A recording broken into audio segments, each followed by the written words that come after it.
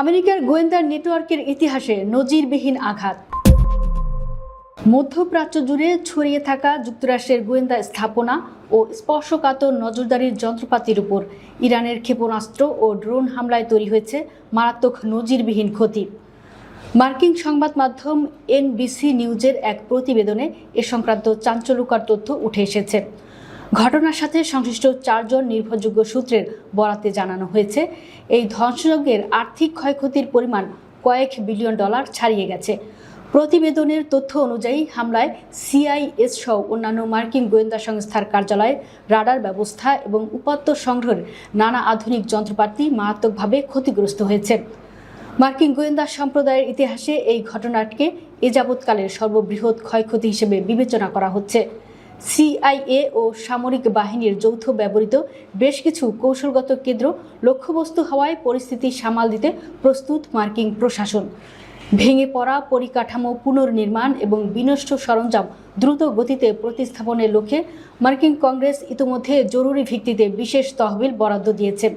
মার্কিন ও উপসাগরীয় কর্মকর্তাদের বরাত দিয়ে জানা গেছে, আক্রান্ত গোয়েন্দা কেন্দ্রগুলোর মধ্যে রয়েছে রিয়াদের একটি সিআইএ স্টেশন ও পূর্ব ইরাকের একটি গুরুত্বপূর্ণ কেন্দ্র। এর পাশাপাশি পুরো অঞ্চল জুড়ে বিস্তৃত যুক্তরাষ্ট্রের অত্যন্ত সংবেদনশীল রাডার ও পর্যবেক্ষণ ব্যবস্থা ব্যাপকভাবে ধসে পড়েছে। যুদ্ধের শুরুর দিকে ইরান অত্যন্ত সুপরিকল্পিতভাবে যুক্তরাষ্ট্রের আকাশ প্রতিরক্ষা রাডার নেটওয়ার্কগুলোকে লক্ষ্যবস্তু বানায়। স্যাটেলাইট থেকে প্রাপ্ত ছবি ও দৃশ্যমান আলামত বিশ্লেষণ করে দেখা গেছে, জর্ডানে অবস্থিত একটি AN/TPY-2 রাডার সিস্টেম এবং কাতারের একটি AN/FPS-12 ফেসড অ্যারে রাডার সহ বেশ কিছু সর্বাধুনিক সরঞ্জাম ধ্বংস বা ক্ষতিগ্রস্ত হয়েছে। এছাড়াও সংযুক্ত আরব আমিরাত, বাহরাইন, কুয়েত এবং সৌদি আরবের বিভিন্ন কৌশলগত মার্কিন স্থাপনাও ক্ষতির মুখে পড়েছে। এমন ব্যাপক ধসের ফলে মধ্যপ্রাচ্যে থাকা নিজেদের সম্পদগুলো সুরক্ষিত রাখায় মার্কিন সক্ষমতা নিয়ে এখন সামরিক ও গোয়েন্দা মহলে গভীর প্রশ্নের সৃষ্টি হয়েছে। ইরানের ধারাবাহিক হামলার মুখে যুক্তরাষ্ট্রের আকাশ প্রতিরক্ষা ব্যবস্থার ক্ষেপণাস্ত্র মজুতে সৃষ্টি হয়েছে তীব্র টানাপোড়েন। গবেষণা প্রতিষ্ঠান centre for strategic and international studies এর জুলাইয়ের এক প্রতিবেদনে উঠে এসেছে, গত ফেব্রুয়ারি থেকে জুলাইয়ের মধ্যে যুক্তরাষ্ট্র তাদের মোট প্যাট্রিয়ট প্রতিরক্ষা ক্ষেপণাস্ত্রের প্রায় 65% খরচ করে ফেলেছে।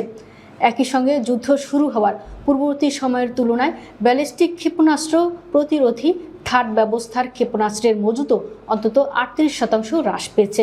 উল্লেখ্য, গত ফেব্রুয়ারিতে যুক্তরাষ্ট্র ও ইসরায়েল যৌথভাবে ইরানের উপর হামলা চালালে মধ্যপ্রাচ্যে চরম উত্তেজনার সূত্রপাত ঘটে। এর জবাবেই মধ্যপ্রাচ্যের বিভিন্ন দেশে অবস্থিত মার্কিন ঘাঁটি ও গোয়েন্দা কেন্দ্রে পাল্টা আঘাত হানে ইরান।